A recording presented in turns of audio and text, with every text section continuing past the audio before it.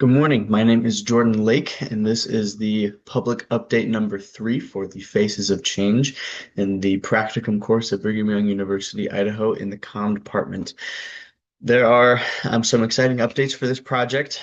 First and foremost, we have completed the proposal side of the project. So the proposal for the National Conference of Restorative Justice was due November 7th, so last week on Friday, at essentially midnight, and we got it in around 7 p.m.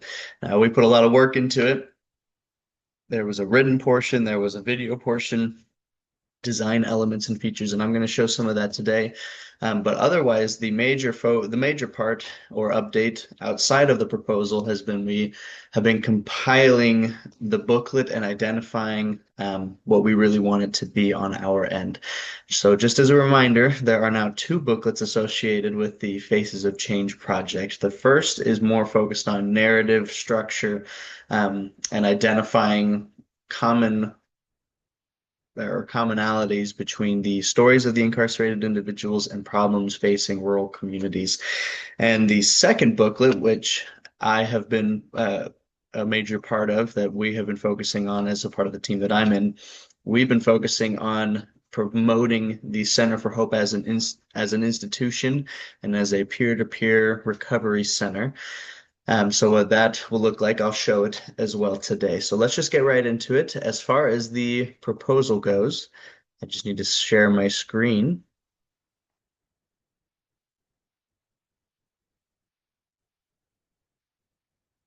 Perfect.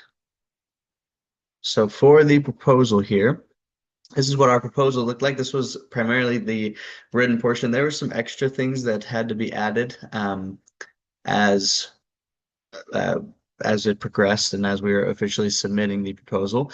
But what we're looking at today is our proposal. So there's a brief description of the Center for Hope. We have the presentation type, the roundtable discussion, the time slot. We're going for 75 minutes. The video description. I'll show a little bit about the video in a little bit here, but the two main presenters will be Nancy Espeseth, who is the director of the Center for Hope, and Andrew Smith Hansen, who is a BYU Idaho faculty and the educational strategist and facilitator for the Center for Hope. Here's the brief description of the session that we're proposing. And down here is more of the action plan for the session itself. So we were able to, and we didn't find this out until late into the process, but we found out that we could submit a timeline or like an action plan for the session itself. So we created a timeline, key takeaways, a quote, the benefits, the resources, the takeaways, and the tip card example. Like that's a handout that will be given in the session itself. This was primarily a lot of the details were given by Andrea. I was by and large in charge of the written content for all of this, so I pretty much wrote the descriptions, the key takeaways, the session outline, the tip card example, and whatnot. And then another member of our team was primarily in charge of the design of this sheet of itself. So anyway, this was the primary part of the project proposal. We're finally done with it. We padded out all the issues that came up, and it has been submitted. The final portion of our submission was like the video portion, and we had another individual, Elijah, who helped us a lot with the video. I won't play the whole thing, but it's kind of quiet. But this highlights Andrea and it highlights Nancy in the video itself. The primary goal of the video was actually to just kind of show the personalities, like who are going to be presenting at the session for the Conference of Restorative Justice. It wasn't so much like quantitative data as to what the session will look like. Quantitative, and yeah, that wasn't the best description, but the focus was here is Nancy and Andrea. This is what you'll be getting with the session.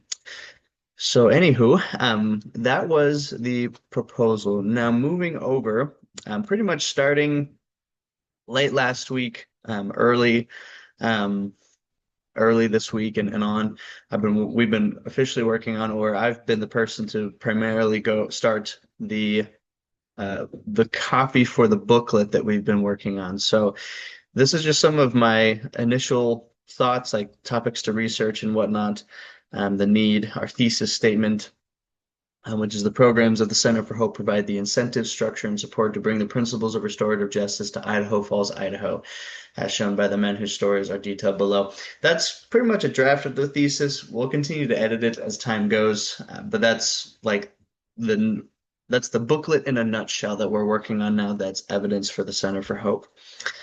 So we have the introduction here. I'm just highlighting. Here I'm working on it. Anyway, just highlighting core functions of the Center for Hope and some of the key issues that they are trying to highlight. The first section is focusing on the problem of addiction. The second section, and this highlights key aspects of recovery, health, home, purpose, and community. Those were principles identified by the Center for Hope itself. And then we have a section overcoming stigma in rural communities through restorative justice. The second section is the need for education and highlighting the incarcerated individuals' stories and education. The problem of unemployment is section number 3, and other economic challenges.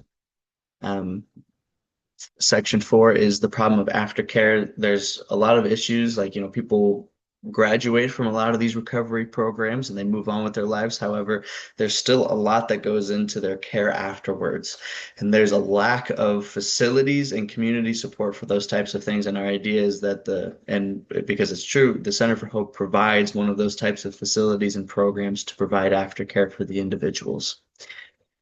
And then finally, it's just talking about the Center for Hope's future. We haven't yet fleshed that out, and we have acknowledgement and sources. Now, thankfully, early in this project, we did have a lot of research, and so a lot of the research that we've done was completed a little while ago. Now it's just actually putting it into writing. So we have lots of quotes and studies, focuses on addiction and recovery, community support. A lot of it comes from the National Institute of Health, from the federal government. So things are coming along. That's primarily the major updates for today.